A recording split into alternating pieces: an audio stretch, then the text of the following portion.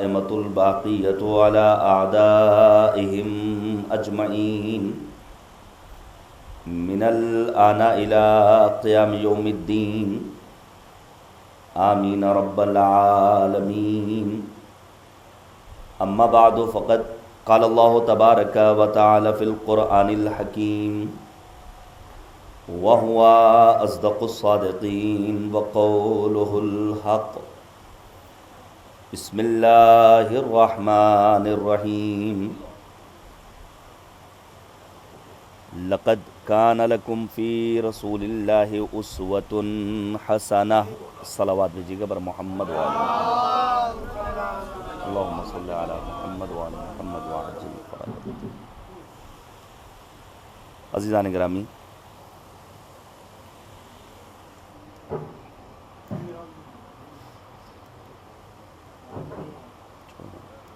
بیٹھیے، آپ سے چاہنا صحیح کرتا ہوں اس کو.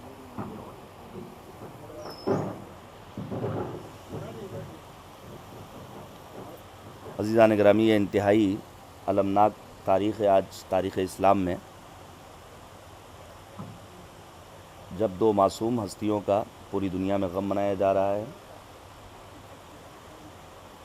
رحلت پیغمبر خاتم نبی آدم سرکار رسالت مآب حضرت محمد مصطفیٰ صلی اللہ علیہ وآلہ وسلم، اللہم صلی علی محمد وآل محمد، اور شہادت سبط اکبر حضرت امام حسن مجتبیٰ علیہ السلام. ایک صلوات دیجیے گا بر محمد اللہم صلی علی محمد وآل محمد وعجل فرجهم. میں تعزیت اور تسلیت پیش کرتا ہوں وارث غم، منجی بشریت، محور کائنات، منتقم خون ابو عبداللہ الحسین حضرت حجت کی خدمت میں اس المناک تاریخ کے موقع پر، اور پرسہ پیش کرتا ہوں آپ تمام سوگواروں کے حضور اور خداوند کریم کی بارگاہ میں دعا گو ہوں. پروردگارہ، ہم جب تک زندہ رہیں قرآن و اہل بیت سے ہماری وابستگی رہے، اور آخرت میں پیغمبر اور آل پیغمبر کی شفاعت ہمارے شامل حال ہو. چند ایک گزارشات پیش کرنا چاہوں گا. ہمارے مذہب اور مکتب کی جو اہم ترین اساس اور بنیاد قابل ذکر ہے اور جنہیں پلر کا نام دیا جا سکتا ہے، اس میں سر فہرست جس پلر کو بیان کیا جا سکتا ہے وہ ہے بعثت پیغمبر اعظم سید المرسلین. پروردگار عالم نے ہمیں اور آپ کو نہ جانے کتنی نعمتیں دی ہیں جن کا ہمیں اور آپ کو بسا اوقات احساس بھی نہیں ہوتا ہے. یہ الگ بات ہے کہ دنیاوی نعمتوں کو اور دنیاوی مادی اشیاء کو جب پروردگار ہمارے سپرد کرتا ہے تو مالک کبھی بھی ہم پر احسان نہیں جتاتا. یہ جمادات، یہ نباتات، یہ حیوانات، یہ شجر و حجر، یہ ہوا، یہ فضا، یہ آسمان سے برستا ہوا پانی، یہ دھوپ، یہ سایہ، یہ شب و روز، یہ اللہ کی دی ہوئی وہ نعمتیں ہیں جنہیں ہم اور آپ عام طور سے تصور بھی نہیں کرتے اور انہیں نعمت بھی نہیں سمجھتے. پروردگار عالم نے بار بار ہم سے اور آپ سے بس ایک مطالبہ کیا ہے کہ تم ہمارا شکر ادا کرتے رہو. حتیٰ مالک کہتا لئن شکرتم لازیدنکم ولئن کفرتم ان عذابی لشدید. اگر تم نے شکران نعمت کیا تو یاد رکھو ہم تمہاری نعمتوں میں اضافہ کرنے والے ہیں، اور اگر تم نے کفران نعمت کیا تو ہمارا عذاب بڑا دردناک. لیکن چونکہ ہم دنیا کی زرق و برق میں گم رہنے والے لوگ ہیں، لہذا کبھی کبھی جب اپنے جیسے افراد اور اپنے رشتہ داروں کے گھر میں، اپنے جاننے والوں کے گھروں میں ہمارا آنا جانا ہوتا ہے اور ان کے گھروں میں پائے جانے والے مادی امکانات کو ہم دیکھتے ہیں تو فوراً مقایسہ شروع کر دیتے ہیں اور پھر یہ سوچتے ہیں کہ ان کے گھر میں تو اے سی لگا ہوا ہے، ہمارے یہاں تو نہیں ہے. جبکہ حقیقت حال یہ ہے کہ مذہب یہ کہتا ہے کہ ہمیشہ مادی چیزوں میں اپنے سے کم والوں کو دیکھو. اس کے برخلاف معنویت میں اپنے سے اوپر والوں کو دیکھو. کیا مطلب؟ یعنی نتیجہ یہی ہے کہ انسان اگر 500 اسکوائر فٹ کے مکان میں رہ رہا ہے تو کبھی بھی 600 والے کے بارے میں مت سوچے، بلکہ اپنے سے کم والے کے بارے میں سوچے کہ فلاں شخص تو 300 اسکوائر فٹ کے مکان میں رہ رہا ہے. اس کے برخلاف معنویت کی منزل میں انسان صرف واجب نمازیں اگر پڑھ رہا ہے تو فوراً اس کے ذہن میں یہ خیال آنا چاہیے کہ ہمارا فلاں عزیز، ہمارا فلاں رشتہ دار، ہمارا فلاں جوان، ہمارے محلے کا فلاں مومن نماز شب کا بھی پابند ہے۔ ہم روزانہ 1 جز قرآن پڑھتے ہیں، فلاں صاحب ایسے بھی ہیں جو روزانہ 5 جز قرآن مجید کی تلاوت کرتے ہیں۔ لہذا مذہب کہتا ہے کہ ہمیشہ معنویت میں اپنے سے زیادہ والوں کو دیکھو اور مادیت میں اپنے سے کم والوں کو دیکھو۔ آج کے دور میں جو گھر گھرانے میں انتشار اور لڑائی جھگڑے والا معاملہ ہے ازدواجی زندگیوں میں بالخصوص، اس کی بنیادی وجہ یہ ہے کہ ہم نے مادیت میں اپنے سے زیادہ والوں کو دیکھنا شروع کر دیا ہے۔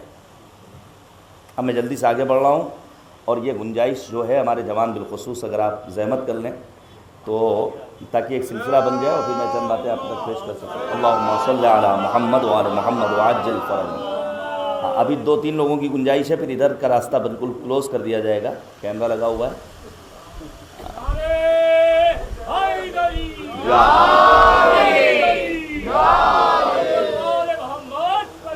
اللہم صلی علی محمد وعلی محمد وعجل فرج۔ توجہ کیجیے گا عزیزان گرامی،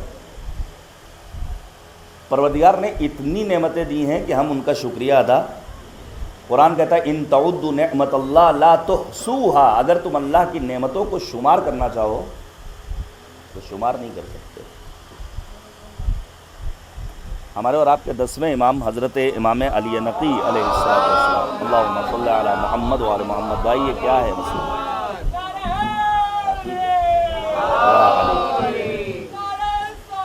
اللہم صلی علی محمد وعلی محمد وعجل فرجهم۔ یہ کچھ اساسی مشکل ہے۔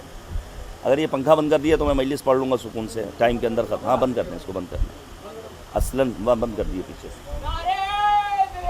یا اللہم صلی علی محمد وعلی محمد وعجل فرجهم۔ اللہ اکبر۔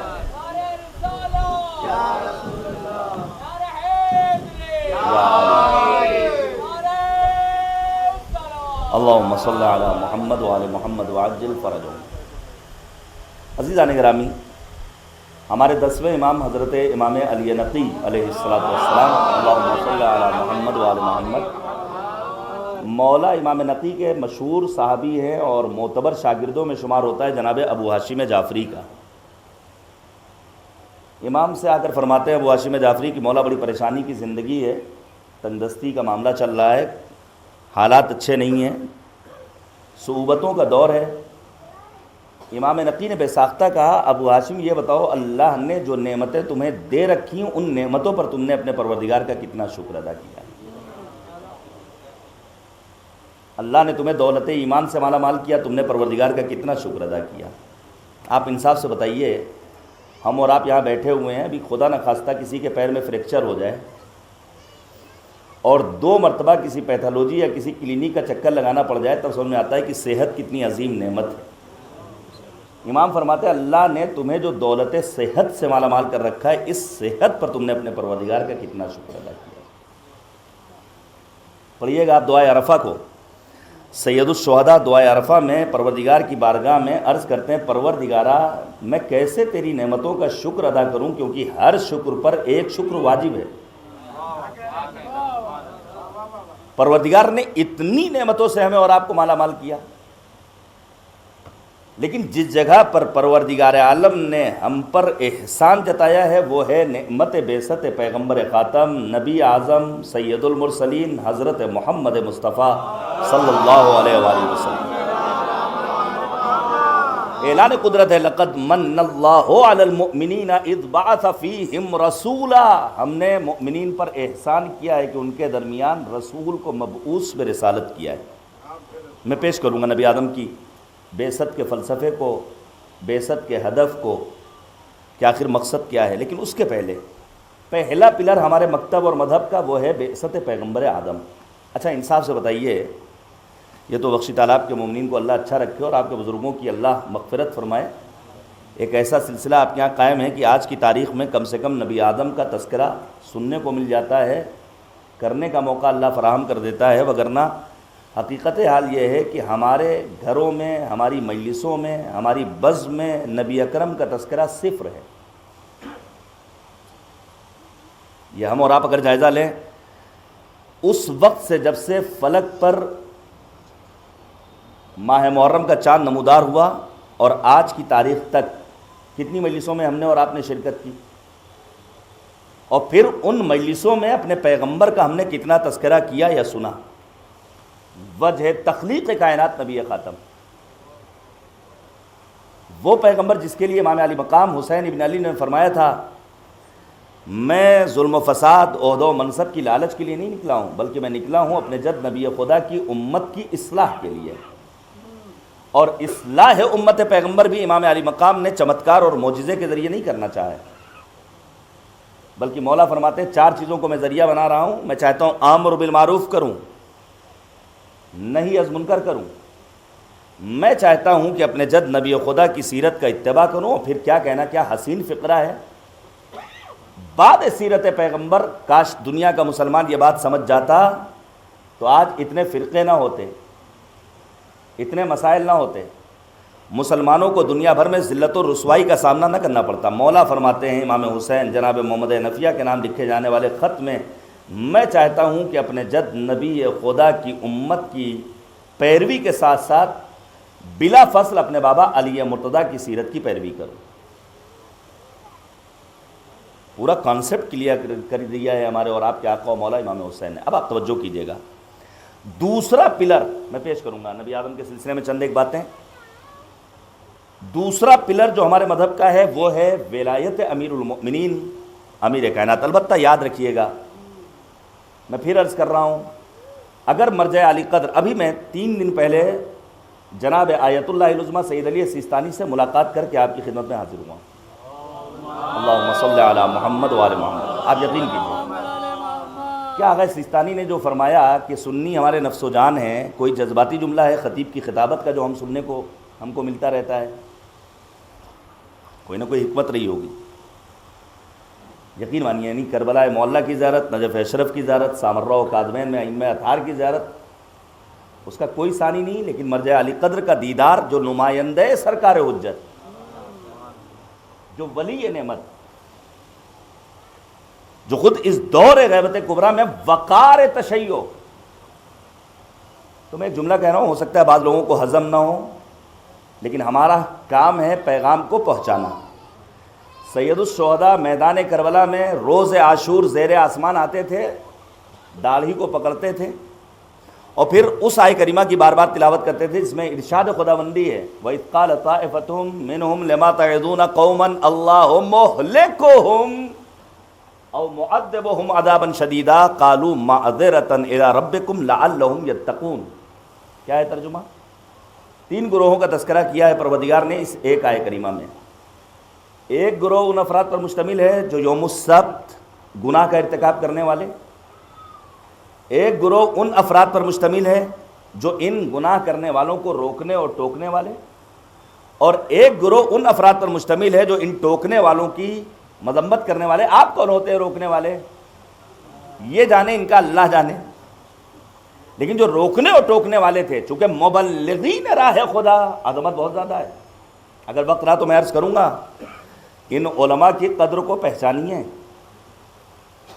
یہ چھوٹی چھوٹی بستیوں میں جو ہمارے ائمہ جمعہ و جماعات 24/7 مومنین کی خدمت کے لیے، جوانوں کی دینی تربیت کے لیے حاضر رہتے ہیں، جن کے ہاں کوئی اتوار نہیں ہے، کوئی چھٹی نہیں، نہ جاڑا ہے، نہ گرمی ہے، نہ برسات ہے، نہ دن ہے، نہ رات ہے، ان کی قدر و قیمت کا اندازہ لگائیے۔ ہاں، یوٹیوبرز کے چکر میں اگر آپ پڑیں گے تو ظاہر آپ کی جیب بھی خالی ہوگی، لیکن نہ خدا ہی ملے گا، نہ وصال صنم کا موقع ملے گا۔ ہاں، آپ کوشش کرتے رہیے گا، ایک سیلفی لے لیجئے، اس کے آگے آپ کو کچھ ملنے والا۔ گزارش کروں گا آپ سنیے گا، جو نصیحت کرنے والے تھے ان کا 2 ٹوک جواب تھا، قالوا معذرۃ الی ربکم لعلہم یتقون۔ یہ نصیحت ہم اس لیے کر رہے ہیں تاکہ کل خدا کی بارگاہ میں اپنا عذر پیش کر سکیں۔ پروردگارہ، پیغام پہنچانا ہمارا کام تھا، ماننا نہ ماننا یہ سننے والوں کی ذمہ داری۔ تو اب ایک بار جملہ کہہ رہا ہوں جو میں نے کہا شاید ہضم نہ ہو، ہمارا اصل اختلاف اہل سنت والجماعت سے نہیں ہے۔ ہو سکتا ہے آپ کو برا لگے، البتہ مقصد یہ نہیں کہ اب ہم غدیر چھوڑ دیں، سقیفہ چلے جائیں، مقصد یہ نہیں ہے۔ ہم تو ببانگ دوحل اعلان کرتے ہیں اشہد ان علی ولی اللہ و وصی و رسول اللہ و خلیفتہ بلا فصل. ہم امیر کائنات امیر المومنین کی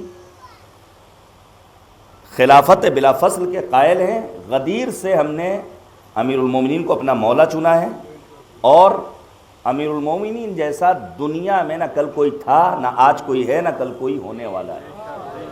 سنیے گا کیوں کہہ رہا ہوں کہ اہل سنت والجماعت سے اختلاف نہیں. اس کی وجہ یہ ہے کہ اہل سنت علماء کرام نے امیر المؤمنین کے سلسلے میں وہ قصیدے لکھے ہیں جو عام شیعوں کے بس کی بات نہیں. ہاں اختلاف ہمارا سعودیوں سے ہے، آل سعود سے ہے، داعشیوں سے ہے، طالبانیوں سے ہے، القاعدہ گروپ سے ہے، تکفیری ٹولیوں سے ہے، ان افراد سے ہے جنہوں نے نبی آدم کی سنت و سیرت پر عمل نہیں کیا، صرف قرآن کو لیا، اہل بیت کو چھوڑ دیا. جبکہ مولا واقع امیر المؤمنین نے فرمایا قرآن دو دفتیوں کے درمیان موجود کتاب ہے جس کے لیے ترجمان کی ضرورت ہے. آپ جانتے ہیں ہر پارٹی کا اپنا ایک پروکتا ہوتا ہے. قرآن مجید کے اندر بولنے کی صلاحیت نہیں، قرآن کتاب صامت ہے. اس قرآن مجید کی ترجمانی کے لیے جن شخصیات کو پروردگار نے چنا ہے انہی کا نام ہے محمد اور آل محمد علیہم الصلوۃ. اللہم صلی علی محمد وعلی یا علی،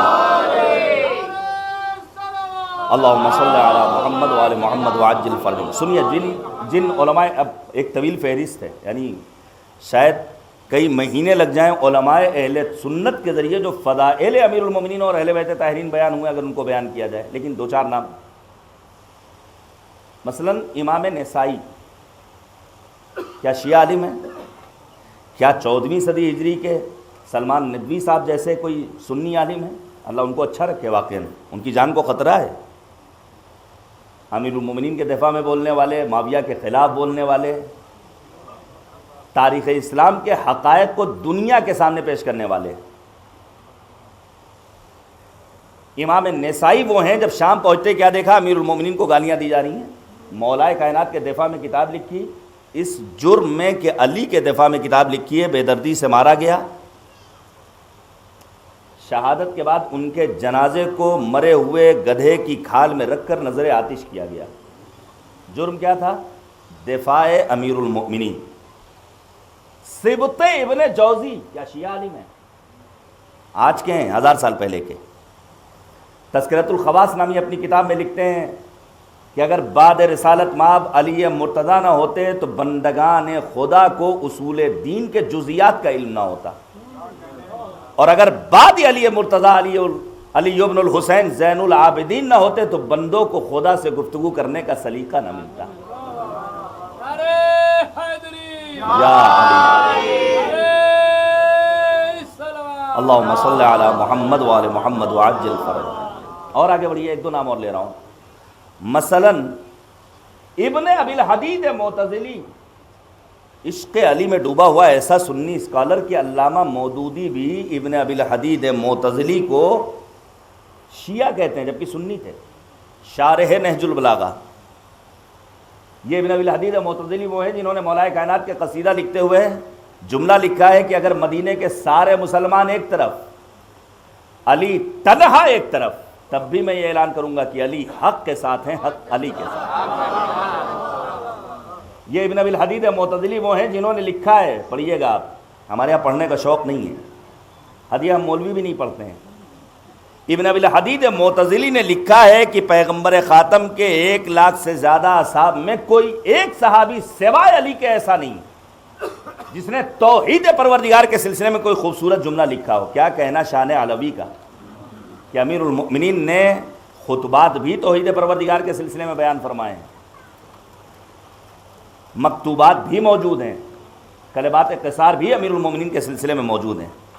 پیغمبر اعظم صلی اللہ علیہ وآلہ وسلم، اللہم صلی علی محمد وعلی محمد وعجل فرجهم. یا علی، یا علی، اللہم صلی علی محمد وعلی محمد. دیکھیے بارش ہو رہی ہے اور ہم یہ بھی نہیں کہہ سکتے کہ پروردگارہ بارش تھوڑی دیر کے لیے روک دے. ہاں، اللہ کو مشورہ دینا ہمارا اور آپ کا کام نہیں ہے. جتنی گنجائش ہے وہ ادھر آ جائیں اور باقی مومنین ادھر ادھر کہیں سیٹ ہو جائیں، انشاءاللہ آواز مائک کے ذریعے پہنچ جائے گی۔ اللہم صلی علی محمد وآل محمد وعجل فرج۔ یہ مجلس کی قبولیت کی ضمانت ہے باران رحمت کا نزول۔ اللہم صلی علی محمد وآل محمد وعجل۔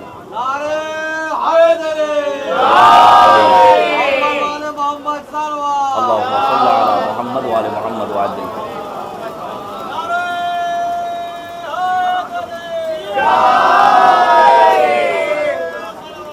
اللہم صلی علی محمد وآل محمد وعجل فرج۔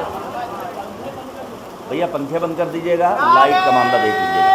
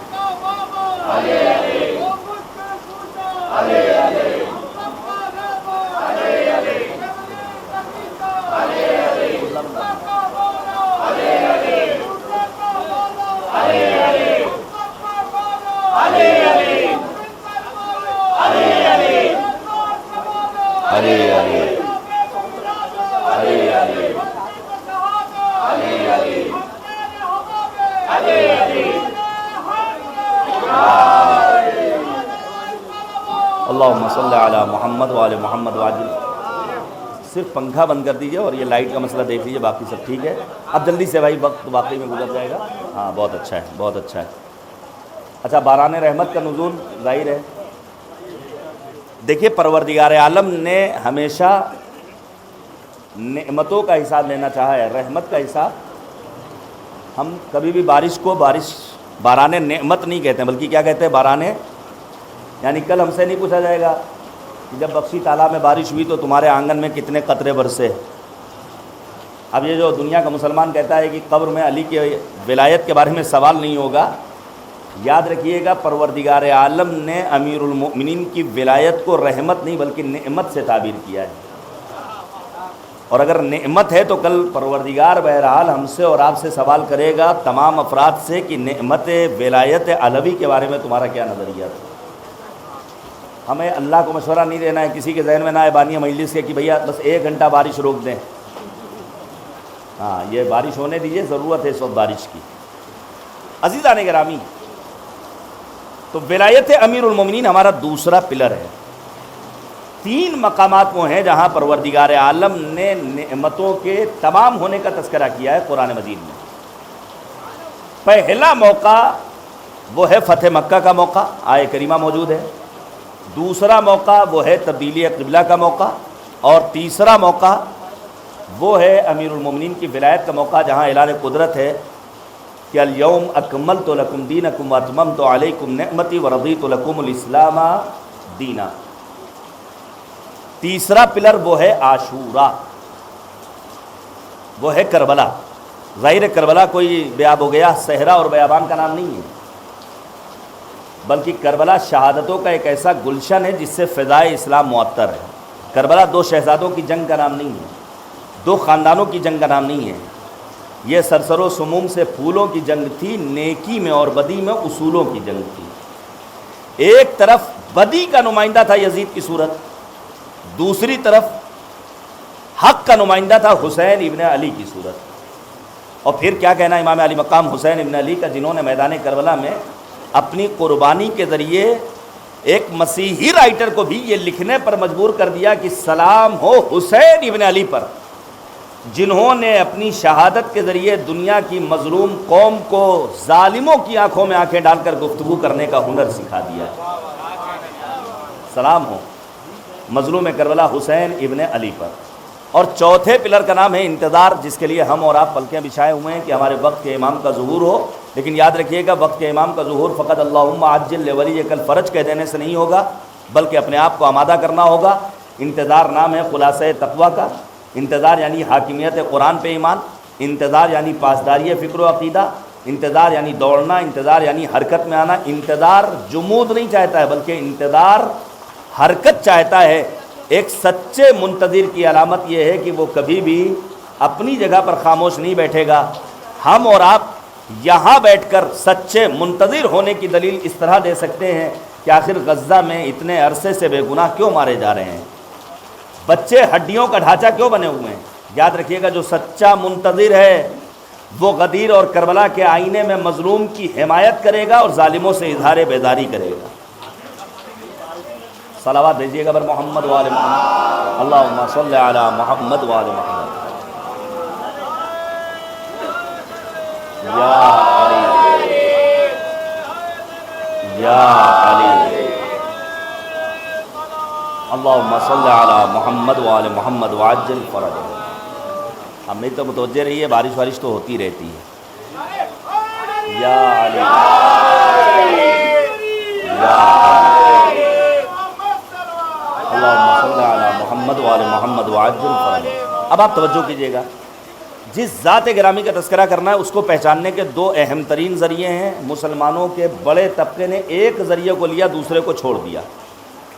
پہلا ذریعہ نبی آدم کو پہچاننے کا وہ ہے قرآن مجید. ظاہر پروردگار نے مثلا پیغمبر کو جب مخاطب قرار دیا ہے, کبھی طٰہٰ کہا, کبھی یاسین کہا, کبھی مزمل کہا, کبھی مدثر کہا, کبھی کہا وما ارسلناک الا رحمۃ للعالمین. ایک ذریعہ ہے پروردگار عالم کی جانب سے جو تعارفی کلمات ہیں نبی لقد کان لکم فی رسول اللہ اسوۃ حسنہ. تمہارے لیے ذات پیغمبر آئیڈیل ہے, نمونہ عمل ہے. البتہ شرط لگائی پروردگار نے کہ اگر پیغمبر کو مشعل راہ بنانا ہے تو ضروری ہے کہ تم قیامت کے اوپر یقین رکھتے ہو. کبھی کبھی ہم اور آپ دنیاوی کاموں میں اس حد تک مگن ہو جاتے ہیں, ہم یہ کہتے ہیں ہمیں آج کر لیا جائے, کل کس نے دیکھا ہے. لیکن حقیقت یہ ہے کہ کل کو دیکھنا ہے. اور روز محشر جب بازار سجا ہوگا اور تمام خلائق وہاں موجود ہوں گے, اور اس موقع پر تنہا نجات کا ذریعہ پیغمبر اور آل پیغمبر کی شفاعت, اس کے سوا کچھ اور نہیں. تعارفی کلمات پروردگار نے قرآن مجید میں نبی آدم کے لیے ارشاد فرمائے. مثال دے رہا ہوں, مثلا جناب ابراہیم خلیل خدا کے لیے ملتا ہے کہ خدا کی بارگاہ میں جناب ابراہیم دعا کرتے ہیں. پڑھیے گا سورہ بقرہ آیت نمبر 129, بہت اہم مطالب ہے. اعلان قدرت کیا ہے کہ ابراہیم خدا کی بارگاہ میں عرض کرتے ہیں ربنا وابعث فیہم رسولا منہم یتلو علیہم آیاتک ویعلمہم الکتاب والحکمہ ویزکیہم انک انت العزیز الحکیم. ابراہیم خدا کی بارگاہ میں اپنے بات کے لیے بعثت کا مطالبہ کر رہے ہیں, دعا کی صورت میں خدا کی بارگاہ میں. کس لیے؟ تاکہ نبی آئے اور آنے کے بعد لوگوں کو تعلیم دے, ان کا تزکیہ کرے. اب آپ ذرا سورہ جمعہ کو پڑھیے گا, کیا کہنا کریم پروردگار کا.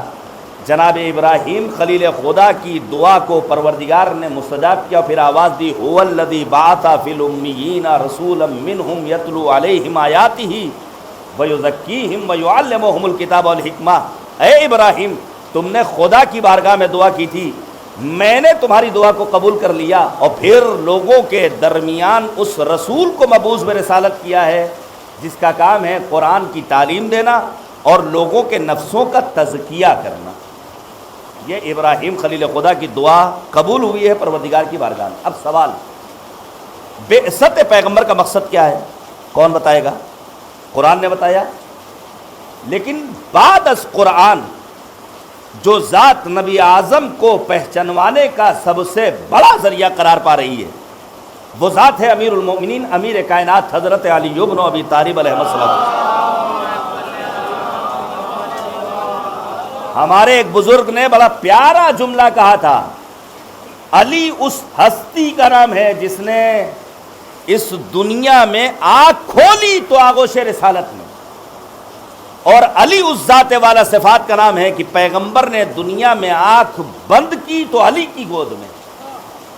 اب علی سے بہتر کیا کوئی نبی آدم کے بارے میں بتا سکتا ہے؟ پڑھیے آپ خطبہ قاسیہ کو, پڑھیے آپ نہج البلاغہ کے خطبہ نمبر 1 کو, خطبہ نمبر 192 کو, خطبہ نمبر 195 کو, حتیٰ امیر المؤمنین کے اس مکتوب کو جہاں امیر المؤمنین نے نبی آدم سے خطاب کر کے بیان کیا ہے, یا رسول اللہ آپ اپنی بیٹی فاطمۃ الزہرا سے پوچھیے گا کہ آپ کی امت نے ہمارے ساتھ کیا کیا ہے. میں پیش کروں جو بعثت کے اہم اہداف ہیں. پہلا ہدف امیر المومنین فرماتے ہیں پیغمبر کی بعثت کا یہ ہے کہ حق کی طرف پیغمبر دعوت دیں. نبی آدم کی بعثت کا ایک مقصد کیا ہے؟ حق کی طرف لوگوں کو دعوت دینا. امیر المومنین نے فرمایا ارسلہ داعیا الی الحق وشاہدا علی الخلق. اللہ نے پیغمبر کو بھیجا کہ پیغمبر حق کی جانب لوگوں کو دعوت دیں. مختلف زیارت کے فقرات میں پیغمبر اور آل پیغمبر علیہم الصلاۃ والسلام کے لیے داعیا الی اللہ کا لفظ ملتا ہے.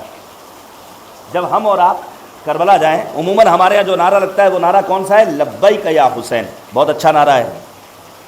لیکن جب آنے والا صادق آل محمد حضرت امام جعفر صادق علیہ الصلاۃ والسلام کی بارگاہ میں آیا اور آنے کے بعد کہتا ہے مولا آپ کے جد بزرگوار امام حسین کی زیارت کے لیے جانا چاہتا ہوں، آداب زیارت کیا ہے؟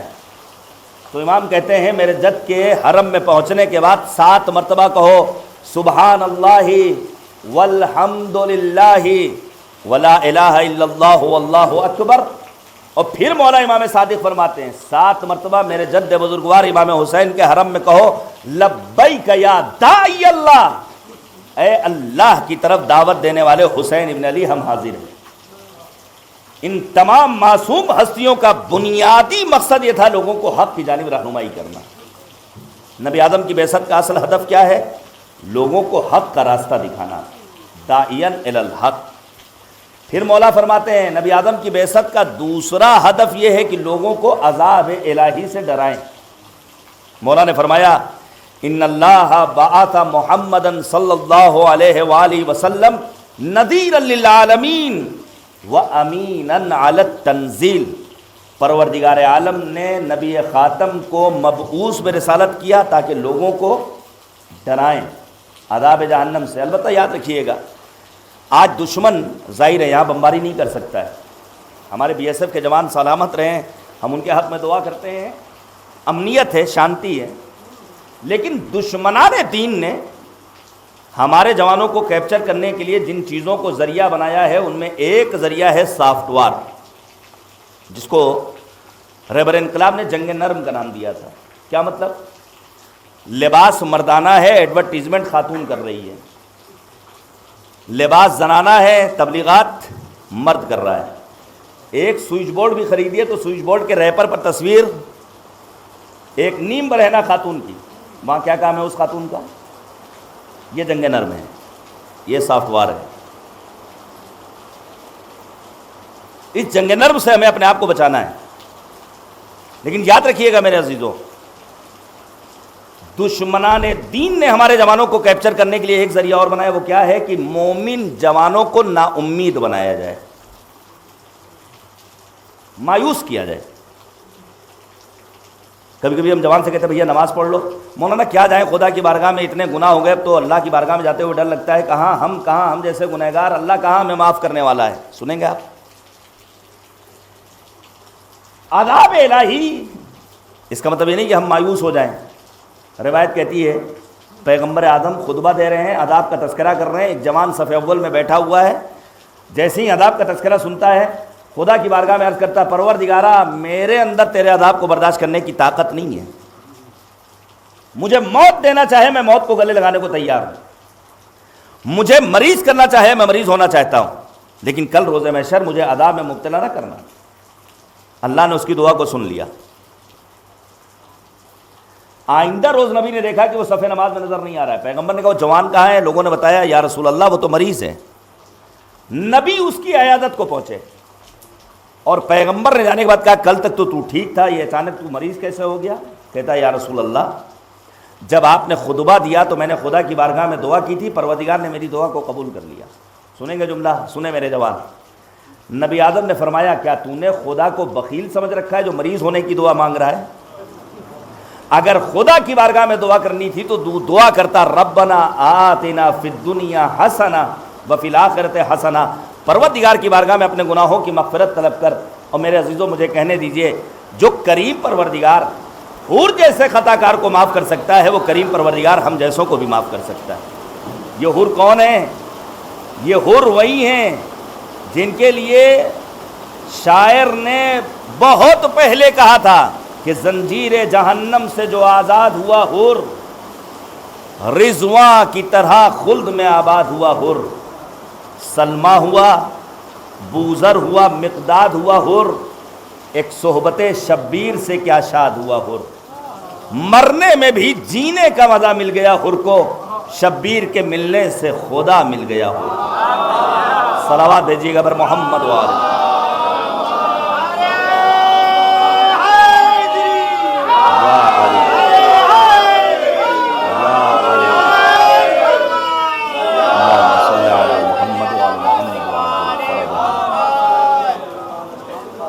عزیزان گرامی، لہذا گناہ، اب سوچئے آپ، قاتل حمزہ وحشی کے گناہ کو پروردگار معاف کر سکتا ہے۔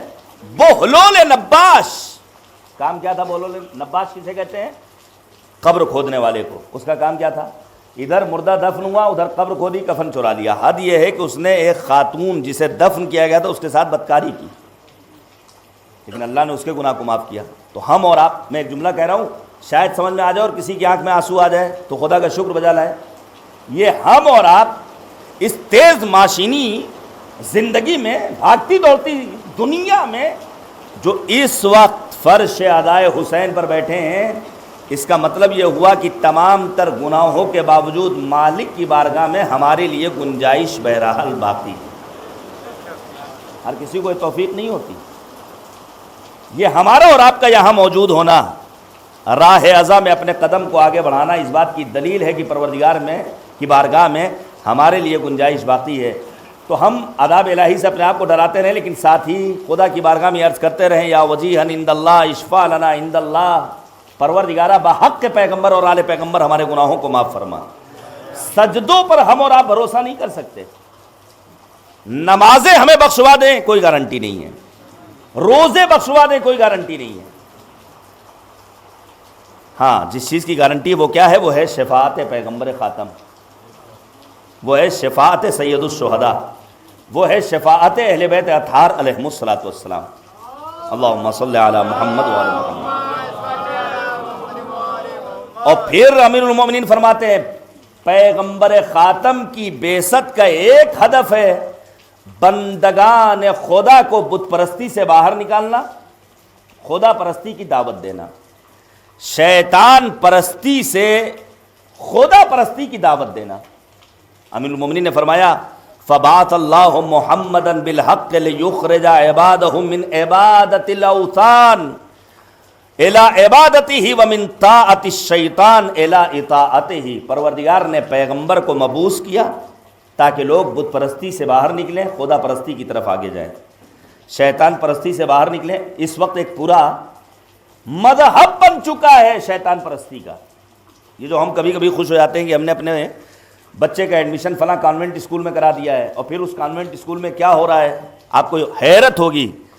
بینی و بین اللہ شریک قسم کھا کے کہہ رہا ہوں، سادار گھرانے سے تعلق رکھنے والا ایسا جوان جس کے گھر میں عزاداری، شبیداری، نوحہ، ماتم، مجلس، جلوس، این شباب میں آ کر کہتا ہے مولانا ہم خدا کو نہیں مانتے۔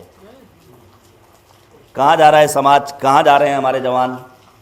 اگر ہم نے انہیں متوجہ نہیں کیا تو یاد رکھیے گا یہ شیطان پرستی کا چلن ہمارے سماج میں بھی عام ہو جائے گا۔ لہذا ضرورت ہے کہ ہم توحید پروردگار کی گفتگو کریں۔ اچھا، توحید پروردگار پیغمبر نے کیا فرمایا تھا؟ قولوا لا الہ الا اللہ تفلحوا، کوئی خدا نہیں سوائے پروردگار عالم کے، کامیاب ہو جاؤ گے۔ تو کیا توحید پروردگار کے لیے ہمیں موٹی موٹی کتابوں کو پڑھنا ہے، علامہ اقبال کے فلسفی اشعار کو اپنے بچوں کے سامنے پیش کرنا ہے، قرآن مجید کی بڑی بڑی آیات کو یاد کرنا ہے؟ ہو جائے تو بہت اچھا ہے، لیکن اس کا ایک بہترین ذریعہ چھوٹی چھوٹی مثالوں کے ذریعے ہم پروردگار کی توحید کی گفتگو اپنے بچوں کے سامنے پیش کرتے رہیں۔ سنیے گا، ابھی تو مسئلہ یہ ہے کہ وجود پروردگار پہ گفتگو کرنے کی ضرورت ہے، جبکہ قرآن مجید میں پروردگار نے نہیں کہا قل هو اللہ موجود، اے پیغمبر یہ کہہ دیجئے کہ اللہ موجود ہے، بلکہ کیا کہا؟ قل هو اللہ احد، اے پیغمبر اعلان کر دیجئے اللہ احد ہے، یکتا ہے۔ لیکن ابھی اس دور میں وجود پروردگار پر گفتگو کرنے کی ضرورت ہے اپنے بچوں کے سامنے۔ اور بہت چھوٹی سی مثال کے ذریعے بات کو واضح کر دوں، آپ سب نے نام سنا ہوگا نیوٹن کا. نیوٹن کا ایک دوست ہے جو خدا کا منکر ہے، اور وہی نظریہ کی دھماکے کے ذریعے دنیا وجود میں آ گئی. سنیں گے آپ. نیوٹن نے اپنے گھر کے گوشے میں ایک مکان کا نقشہ بنایا، دلاویز، بہترین روشنی سے اسے سجایا، اپنے دوست کو دعوت دید دیا. دوست نے آنے کے بعد کا بڑا حسین ہے، کس نے بنایا؟ نیوٹن کہتا ہے خود بخود بن گیا. اب اس کا دوست کہتا ہے ہم کیسی باتیں کرتے ہیں آپ، اتنا حسین نقشہ خود بخود بن جائے، بھلا ممکن ہے؟ نیوٹن نے فوراً کہا جب ایک معمولی نقشہ بغیر بنانے والے کے نہیں بن سکتا تو یہ عظیم کائنات بغیر بنانے والے کے کیسے بن سکتا؟ ہر جا میر انیس خدائے سخن آل اللہ مقامہ نے کہا تھا، ہر جا تیری قدرت کے ہیں لاکھوں جلوے، حیرہ ہوں کہ دو آنکھوں سے کیا کیا دیکھوں. یہ ذرات، یہ موجودات، یہ مخلوقات عالم. لیکن مجھے ایک جملہ کہنے دیجئے، یہ ہم بندوں کا امتیاز ہے کہ ہم اپنے خدا کو پہچانتے ہیں کائنات کے موجودات کے ذریعے، لیکن وہ امتیاز علی اور اولاد علی کا. پڑھیے گا دعائے صبا، میں گزارش کروں گا ایک مرتبہ پڑھ کر دیکھیے. پڑھیے گا دعائے ابو حمزہ صومالی امام سجاد کی، جو دادا کا آہنگ اور لہجہ ہے وہی انداز دعا پوتے کا ہے امام سجاد کا. یا من دل علی ذاتہ بذاتہ. ادھر مولا امام سجاد نے فرمایا بکا عرفتک وانت الذی دللتنی علیک ودعوتنی الیک. یعنی مقصد یہ ہے کہ خدا کو بندوں کے ذریعے پہچاننا، مخلوقات کے ذریعے پہچاننا، موجودات کے ذریعے پہچاننا ہم بندوں کا امتیاز ہے، لیکن خدا کو خدا کی ذات کے ذریعے پہچاننا علی اور اولاد علی کا کمال ہے. امیر المومنین فرماتے ہیں پیغمبر کو اللہ نے مبعوث کیا ہے، اس کی وجہ کیا ہے؟ تاکہ لوگوں کو شیطان پرستی. اب یہ میدان کربلا میں وقت نہیں ہے، وگرنہ میں اشارہ کرتا کہ صحیح بخاری میں کیا لکھا ہے. کیا یزید مسلمان نہیں تھا؟ کیا یزید کی فوج کے افراد حافظ قرآن نہیں تھے؟ کیا نمازوں کا اہتمام ادھر نہیں تھا؟ پھر آخر امام حسین نے کیوں فرمایا روز عاشور استحوذ علیہم الشیطان. یہ وہ لشکر اشقیاء ہے جس کے اوپر شیطان غالب آ چکا ہے. ہمیں اپنے آپ کو شیطان سے بچانا ہے. صحیح بخاری میں کیا لکھا ہے کہ نبی آدم کی رحلت کے محض 25-26 برسوں کے بعد دین میں اتنا بڑا انقلاب پیدا ہوا کہ جمعے کی نماز، ہاں یہ آپ سب کو معلوم ہے، لیکن میں اس کے آگے کہنا چاہتا ہوں حیرت اس پر نہیں کہ جمعے کی نماز بدھ کو پڑھی گئی، بلکہ حیرت اس پر ہے کہ آخر جمعے کی نماز بدھ کو ہزاروں لوگوں نے کیوں پڑھی. آپ سمجھ میں آیا مجلسوں کا فلسفہ کیا ہے، جلوسوں کا فائدہ کیا ہے، شب بیداریوں کا مقصد کیا ہے؟ بنیادی مقصد یہ ہے کہ کہاں ایک مرتبہ نبی کی رحلت کے محض 25-26 برسوں کے بعد جمعے کی نماز بدھ کو پڑھی جا رہی تھی، کہاں آج 1400 سال سے زیادہ کا عرصہ گزر گیا. نبی کی رحلت ہوئی سن 11 ہجری میں، چل رہا ہے سن 1447.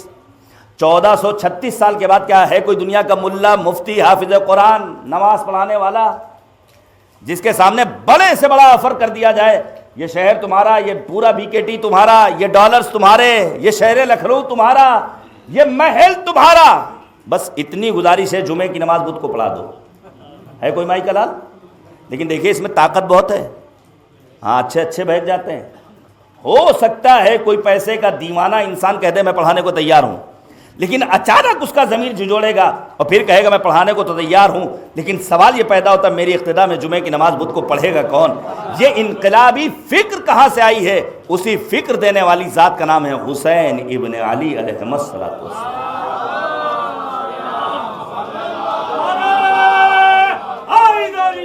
یا علی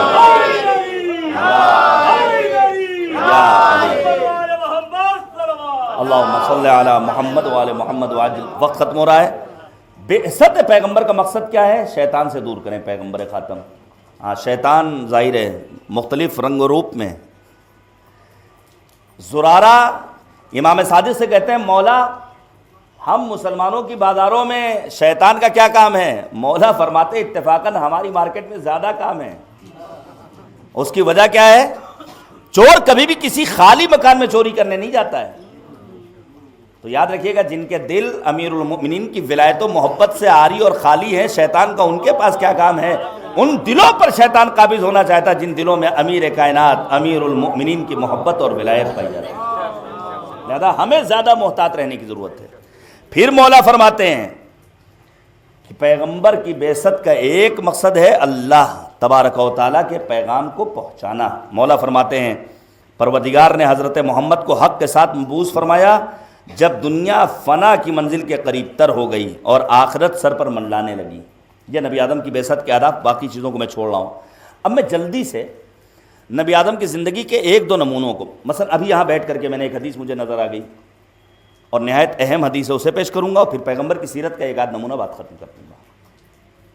مثلا پیغمبر نے فرمایا احب المؤمنین، سنیے گا، نام کے آگے مولائی لگا لینا، غدیری لگا لینا، ہم سے بڑا کوئی عزادار نہیں۔ ہاں کبھی کبھی سنیے گا آپ، کبھی کبھی ہمارے یہاں یہ ذہنوں میں آ جاتا ہے، بہت معذرت کے ساتھ، پہلا جلوس ہمارے دادا ابا نے شروع کیا تھا، پہلی شب بیداری ہمارے ہاں ہوئی تھی، پہلی مجلس ہمارے پردادا نے شروع کی تھی۔ یاد رکھیے گا راہ حسین میں اگر انسان اپنی انا کو نہ روند سکے تو وہ زیرو ہے، روند سکے تو وہ ہیرو ہے۔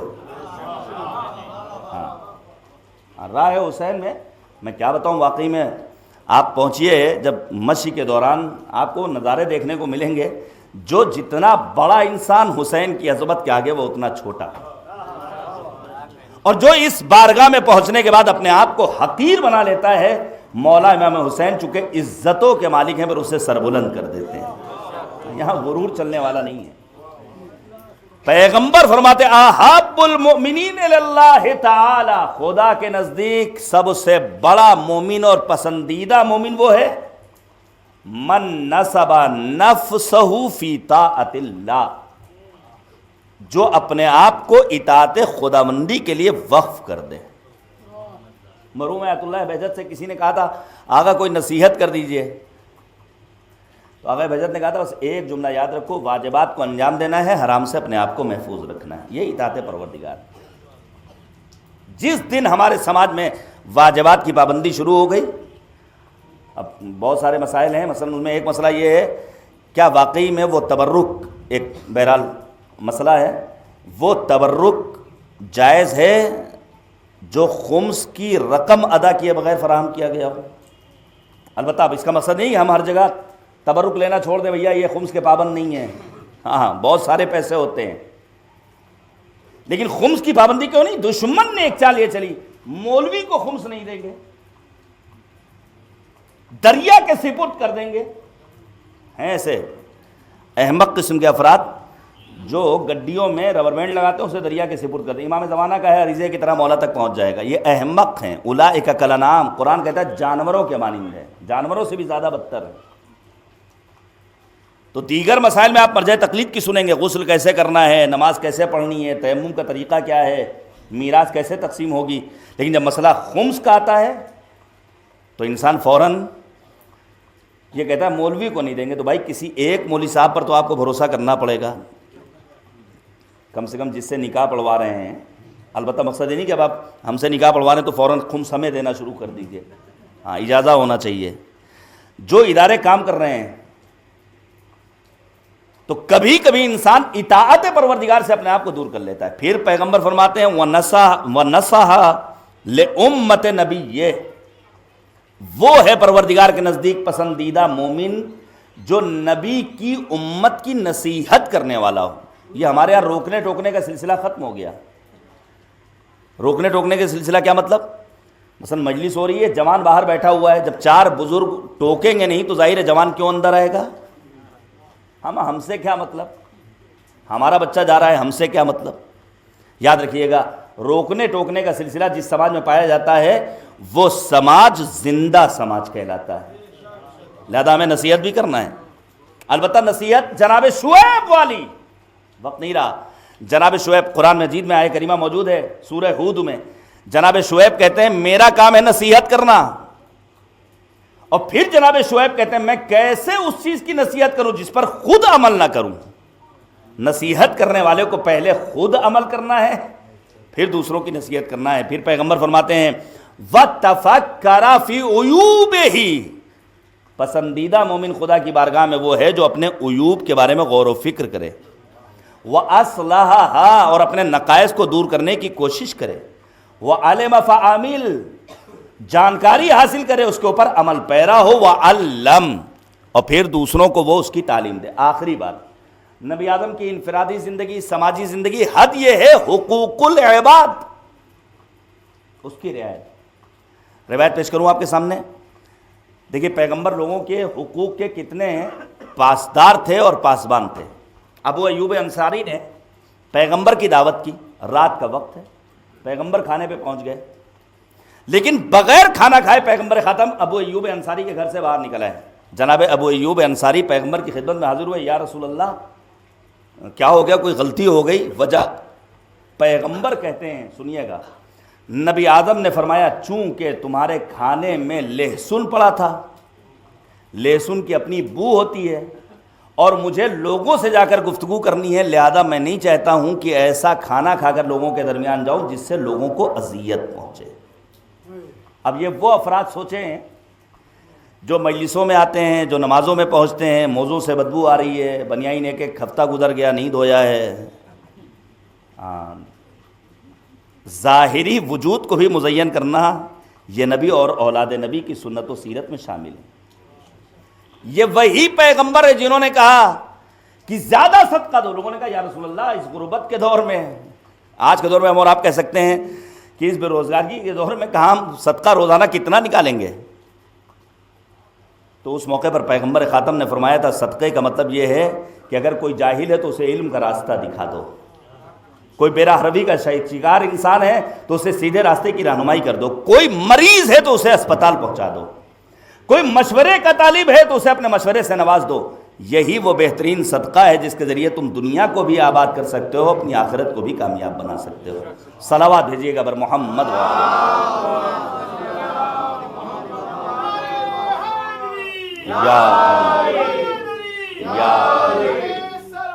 اللہم صلی علی محمد وآل محمد وعجل فرجہم۔ خدا کی بارگاہ میں دعا ہے، پروردگارہ بحق پیغمبر اور آل پیغمبر ہماری اس خدمت عزا کو اپنی بارگاہ میں قبول فرما۔ بانی مجلس، حاضرین مجلس، مختصر یہ کہ ہم سب کے توفیقات خیر میں اضافہ فرما۔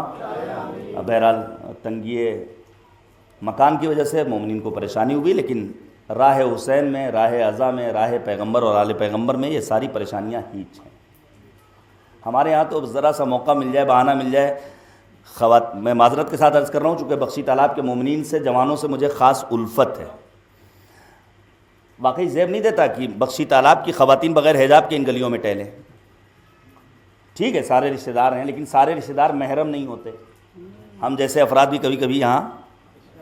اب آپ سوچئے 45 ڈگری 49 ڈگری ٹمپریچر کہاں عراق کی سرزمین پر کوئی مجال ہے کسی ایک عراقی خاتون کے سر کا ایک بال نظر آ جائے؟ دین کی پابندی، ایک بال، ان کا حجاب بھی کیسا حجاب ہوتا ہے وہ آپ جائیے گا تو آپ کو نظر آئے گا۔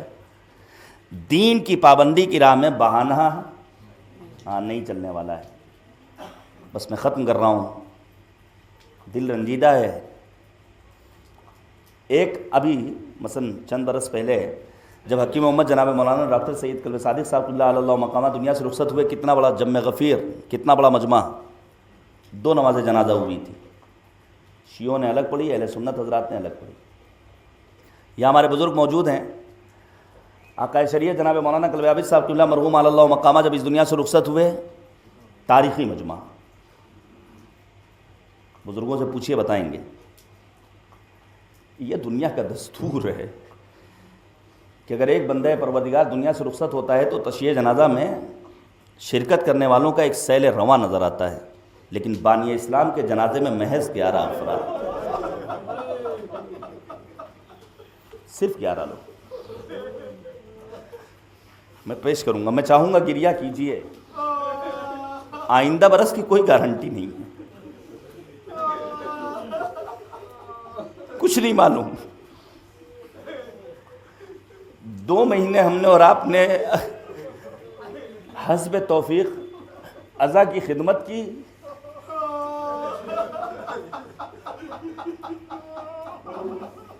اجرکم اللہ۔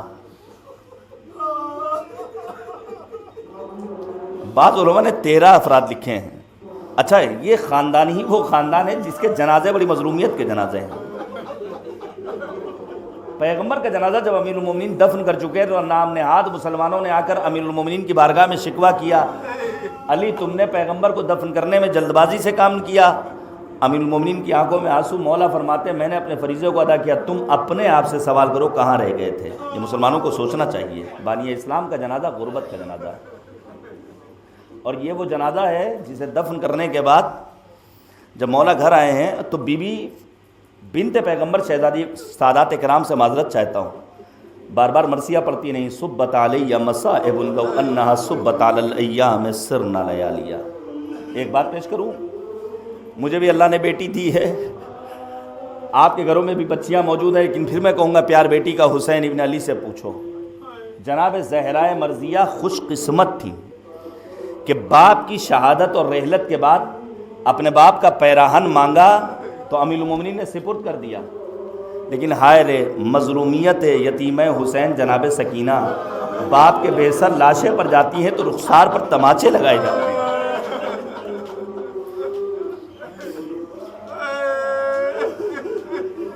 بنت پیغمبر کا جنازہ مظلومیت کا جنازہ ہے۔ 4-6 افراد موجود تھے، شب کے سناٹے میں دفن کیا گیا۔ امیر المؤمنین کا جنازہ علماء کہتے ہیں صرف 2 افراد، امام حسن امام حسین، جبرائیل اور میکائیل نے آ کر سہارا دیا۔ ہاں اس کے بعد ایک جنازہ ہے جسے امت کے سپرد کیا گیا، وہ جنازہ ہے سبط اکبر امام حسن مجتبیٰ کا جنازہ۔ میں تو گیا ہوں جنت البقیع بھی، کربلا معلیٰ بھی۔ یہ کربلا کی تصویر آپ کو نظر آ رہی ہے نا، یہ جھاڑ فانوس کتنے مہنگے کتنے قیمتی، جہاں ایک طرف نبی کے نواسے کا مزار کربلا معلیٰ میں روشن اور منور ہے، وہیں سبط اکبر امام حسن مجتبیٰ کی مظلومیت کا عالم یہ ہے کہ بقیع میں کوئی ایک دیا جلانے والا موجود نہیں ہے۔ جب ایک خطیب عالم رویا میں امام حسن کو دیکھتا ہے اور دیکھنے کے بعد کہتا ہے مولا آپ کی مصیبتوں کا تذکرہ کیا، مجھے معلوم ہے جگر کے ٹکڑے گرے۔ امام حسن کی مظلومیت کا عالم یہ ہے، زہر جب دیا گیا ہے تو مولا بیٹھ نہیں پا رہے ہیں، دوسرے دن لیٹ نہیں پا رہے ہیں، تیسرے دن اشاروں میں گفتگو کر رہے ہیں۔ امام کہتے ہیں میری یہ مظلومیت نہ بیان کرو۔ مولا پھر آپ کی سب سے بڑی مظلومیت کیا ہے؟ جانے قربان مولا فرماتے ہیں میری سب سے بڑی مظلومیت یہ ہے کہ شہر مدینہ میں میری ماں کے رخسار پر میری نگاہوں کے سامنے تماچا مارا۔ اجرکم اللہ۔ یہ اکلوتا جنازہ ہے امام مجتبیٰ کا، جو گھر سے گیا بھی گھر واپس بھی آیا۔ ہاں گھر سے گیا تو کفن سفید تھا۔ علماء نے لکھا ہے، سنیے گا آپ بہت مصاب ہوں گے، علماء نے لکھا ہے 70 تیر پیوست تھے جنازے سے، کفن خون آلود ہوا تھا، اور مجمع اتنا تھا کہ امام علی مقام فرماتے ہیں کہ جنازے میں شرکت کرنے والوں کی تعداد اتنی زیادہ تھی کہ اگر ایک سوئی بھی گرتی تو زمین پر نہ گرتی بلکہ لوگوں کے سر پر گرتی۔ ایسی تعداد میں موجود افراد کے درمیان بھی سبط اکبر کے جنازے پر تیر بارانی ہوئی۔ یہ وہی حسن مجتبیٰ ہیں، جگر کے ٹکڑے جب تشت میں گر رہے ہیں، امام حسین سے فرماتے بھیا حسین تشت ہٹا لو۔ کیوں؟ کب میں نہیں چاہتا کہ ان ٹکڑوں پر میری بہن زینب کی نگاہ پڑے، دست ادب کو جوڑ لوں گا۔ مولا زینب بڑی صابرہ ہیں، نبی کے غم کو دیکھا ہے، شہزادی کونین کی مصیبت کو دیکھا ہے، بابا کی شہادت کے داغ کو برداشت کیا ہے۔ مولا زینب کے قلب صبور سے پوچھئے، میدان کربلا میں 70 قدم کے فاصلے سے ماجائے حسین کے سر و تن میں جدائی دیکھ رہی تھی، آواز دے رہی تھی پسرے ساتھ تو کھڑا دیکھ رہا میرا ماجایا ذبح کیا جا رہا ہے۔ ہاں ایک جنازہ اور ہے، بس میں نے ختم کر دیا، وہ جنازہ ہے سید الشہداء امام حسین کا جنازہ، جن کے جنازے کی مظلومیت یہ ہے، امام باقر فرماتے سلام ہو میرے جد مظلوم حسین ابن علی پر، جن کے جنازے کو گھوڑوں کی ٹاپوں سے اتنا پامال کیا گیا کہ خود زینب نہ پہچان سکی۔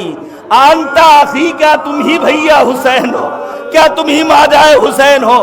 راہ کوفہ و شام سے مدینے کی سرزمین تک زینب نے ماجائے حسین پر آنسو بہائے۔ نانا بھرا گھر اجڑ گیا، نانا ماجایا مارا گیا، نانا اگر اغیار کا مجمع نہ ہوتا تو زینب آستینوں کو الٹ کر دکھاتی۔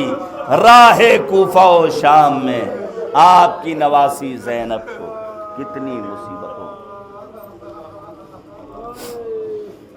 وَسَيَعْلَمُ الَّذِينَ ظَلَمُوا أي منقلب ينقلبون إنا لله وإنا إليه راجعون رضا بقضائه وتسليما لأمره إلهي لا معبود سواك إلهي بحق الزهراء وأبيها وبعلها وبنيها وسر المستودع فيها بعدد ما أحاط به علمك. پروردگارہ ہماری اس عبادت کو قبول فرما، ہمارے ان آنسوؤں کو رومال سیدہ میں جگہ عنایت فرما.